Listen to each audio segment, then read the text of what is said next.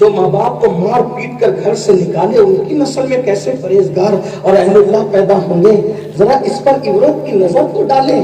آج کل لوگ سنتے ہیں، سن کر نعرے لگا کر گھر چلے جاتے ہیں۔ بولو ان میں سے کتنے لوگ ہیں جن کے باپ ان سے راضی ہیں، جن کی ماں ان سے سکھی ہے؟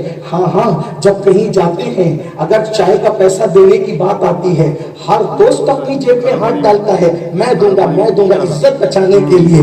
لیکن جب گھر میں باپ بیمار پڑتا ہے تو بڑا بھائی منجلے سے کہتا ہے تو دے، منجلہ دوسرے سے کہتا ہے تو دے، وہ چھوٹے سے کہتا ہے تو دے، بلکہ بعض کہتے ہیں کہ کیا میں ہی خرچہ کروں اور میں ہی باپ، میرا ہی باپ ہے، میری ماں ہے، میں ہی دوا کھانے میں لگاؤں، جتنا کمایا سب خرچہ کر دوں۔ نہیں، یاد رکھنا ہماری دولت کا سب سے زیادہ اگر کوئی حقدار ہے تو ہمارے ماں باپ ہیں۔ مسجد بنانے سے زیادہ ثواب اگر کہیں خرچہ کرنے میں ملتا ہے تو ماں باپ کے خرچہ کرنے میں ملتا ہے۔ مدرسہ بنانے سے زیادہ ثواب اگر کہیں ملتا ہے تو ماں باپ پہ خرچہ کرنے میں ملتا ہے۔ اگر جملے تلخ لگے تو معافی چاہتے ہوئے، جان بخشی کرتے ہوئے اتنا بھی بیان کر سکتا ہوں، پیر پر خرچہ کرنے سے زیادہ ثواب اگر کسی پر ملتا ہے تو ماں باپ پہ خرچہ کرنے پہ ملتا ہے۔ ہاں اپنے محلے کے امام پر، اپنے دوست، اپنے احباب پر، اپنے سسرال والوں پر، اپنی بیوی پر، اپنے بچوں پر سب سے زیادہ خرچہ کرنے پہ ثواب اگر کہیں ملتا ہے تو ماں باپ پہ خرچہ کرنے میں ملتا ہے۔ لوگ ہم سے کہتے ہیں کوئی وظیفہ دو تاکہ دولت ملے، مال ملے۔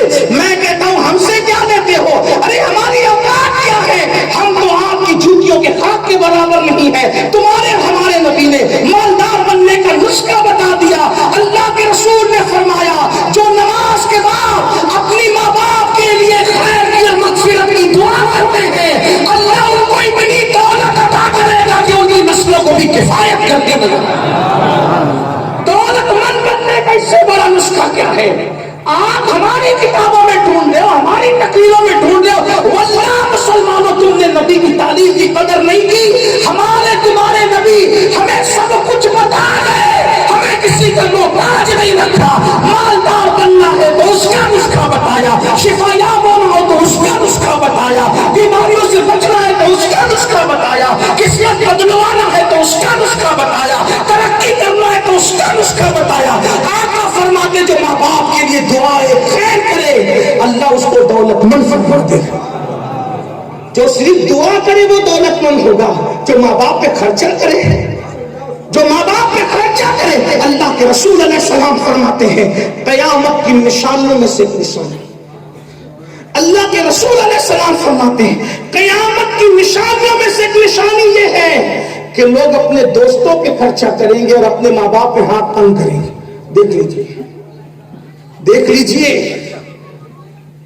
کسی کو بھی دعوت دیں گے تو بڑا اہتمام ہوگا، لیکن کیا کبھی ماں باپ کے لیے بھی اہتمام؟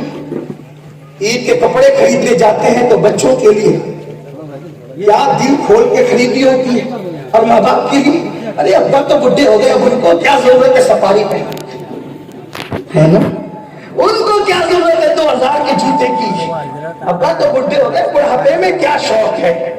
نادان، تیرے ماں باپ نے تجھے اپنے سے بہتر پہنایا، اور پہننے اوڑھنے کی کوئی عمر نہیں ہوتی، پہننے اوڑھنے کی کوئی عمر نہیں ہوتی۔ اس لیے یاد رکھو جیسے ہمارے باپ نے، ہماری ماں نے ہم سے بہتر ہمیں پہنایا جب ان کے ہاتھ میں سب کچھ تھا، تو اب ہمیں بھی چاہیے کہ اپنی اولاد سے زیادہ بڑھ کر، اپنے سے زیادہ بہتر اپنے ماں باپ کی خدمت کریں۔ تو مالدار بننے کا نسخہ تو یہ دیا کہ ماں باپ کے لیے خیر کی دعا کرو، اور عمر بڑھانے کا نسخہ کیا دیا؟ اللہ کے رسول علیہ السلام فرماتے ہیں جو ماں باپ کے ساتھ اچھا سلوک کرے گا اللہ اس کی عمر کو لمبی فرمائے گا، اس کی عمر میں درازی عطا فرمائے گا۔ بلکہ ایک مقام پہ فرمایا اپنے رشتہ داروں کے ساتھ جو صلہ رحمی کرے گا اللہ تعالیٰ اس کی عمر لمبی فرمائے گا۔ آپ دیکھتے ہوں گے کہ پہلے عمر 100 سال کے اوپر ہوتی تھی بہت سی، تو لوگ کیا کہتے ہیں ارے مولانا پہلے لوگ اصلی گھی کھاتے تھے اس لیے 100 سال کی عمر ہوتی تھی۔ اصلی گھی نہیں کھاتے تھے، اصلی تو ابھی بھی کھاتے ہیں، ہاں، بلکہ جو پہلے ملتا تھا اس سے زیادہ کوالٹیاں لوگ مینٹین کر رہے ہیں۔ پہلے پروٹین لینے کے لیے پتہ نہیں کون کون سے جڑی بوٹیاں پھلوں کو ڈھونڈنا پڑتا تھا، اب تو ڈبے کے ڈبے بھرے گھروں کے اندر سب کچھ ہے آپ کے پاس۔ تو کہا وہ 100 سال کے کیوں جیتے تھے؟ تو کہا نہیں وہ اصلی ہی کھاتے تھے۔ ان کی یادداشت کیوں مضبوط تھی؟ کہا کہ وہ تو دیسی بادام کھاتے تھے. یہ ساری چیزیں ڈھونگ ہیں، بے اصل یہ نہیں کہتا، لیکن یہ صرف بہانے ہیں. اصل چیز یہ تھی کہ رسول اللہ نے فرمایا ماں باپ کے ساتھ اس نے سلوک کرو تو عمر لمبی ہوگی. وہ علم میں آپ سے کم تھے، ان کے پاس ایجوکیشن کم تھا، لیکن وہ آپ سے زیادہ اپنے ماں باپ کی وفادار تھے.